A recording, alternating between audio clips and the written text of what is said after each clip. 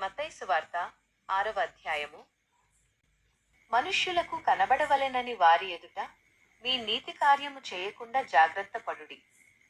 లేని ఎడల పరలోకమందున్న మీ తండ్రి యొద్ద మీరు ఫలము పొందరు. కావున నీవు ధర్మము చేయునప్పుడు మనుష్యుల వలన ఘనత నొందవలెనని వేషధారులు సమాజ మందిరములలోను వీధులలోను చేయులాగున నీ ముందర బూర ఊదింపవద్దు. వారు తమ ఫలము పొందియున్నారని నిశ్చయముగా మీతో చెప్పుచున్నాను. నీవైతే ధర్మము చేయునప్పుడు నీ ధర్మము రహస్యముగానుండు నిమిత్తము నీ కుడి చెయ్యి చేయునది నీ ఎడమ చేతికి తెలియకయుండవలెను.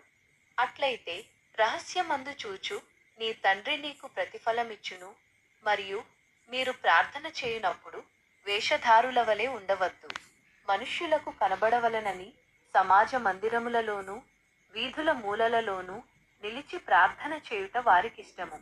వారు తమ ఫలము పొందియున్నారని నిశ్చయముగా మీతో చెప్పుచున్నాను. నీవు ప్రార్థన చేయునప్పుడు నీ గదిలోనికి వెళ్లి తలుపు వేసి రహస్యమందున్న నీ తండ్రికి ప్రార్థన చేయుము. అప్పుడు రహస్యమందు చూచు నీ తండ్రి నీకు ప్రతిఫలమిచ్చును. మరియు మీరు ప్రార్థన చేయునప్పుడు అన్యజనుల వలె వ్యర్థమైన మాటలు వచింపవద్దు. విస్తరించి మాటలాడుట వలన తమ మనవి వినబడునని వారు తలంచుచున్నారు. మీరు వారి వలె ఉండకుడి. మీరు మీ తండ్రిని అడుగక మునుపే మీకు అక్కరగా నున్నవేవో ఆయనకు తెలియను.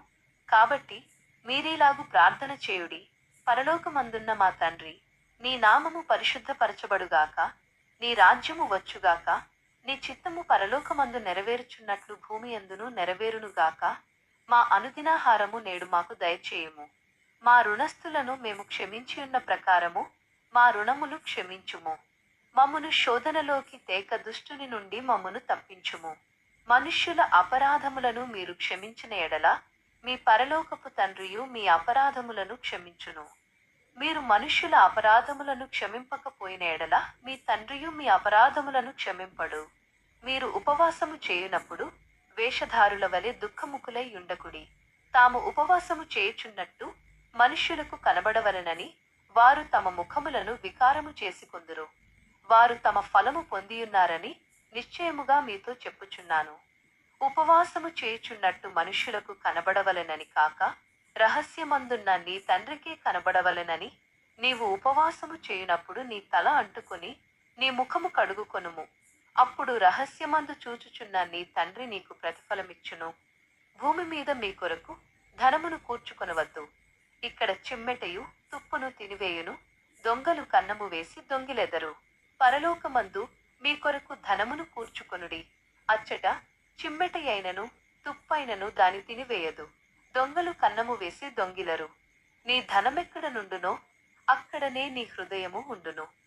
దేహమునకు దీపము కన్నే గనుక నీ కన్ను తేటగా ఉండిన ఎడల నీ దేహమంతయు వెలుగుమయమయ్యుండును.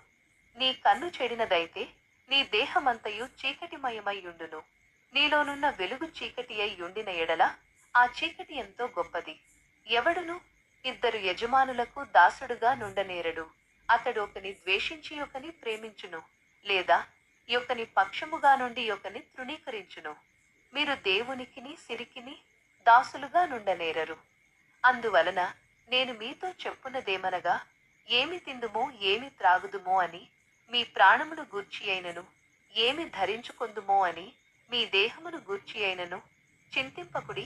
ఆకాశ పక్షులను చూడుడి, అవి విత్తవు, కోయవు, కొట్లలో కూర్చుకొనవు, అయినను మీ పరలోకపు తండ్రి వాటిని పోషించుచున్నాడు. మీరు వాటికంటే బహుశ్రేష్ఠులు కారా? మీలో నెవడు చింతించుట వలన తన ఎత్తు మూరెడెక్కువ చేసుకొనగలడు? వస్త్రములను గూర్చి మీరు చింతింపనేలా?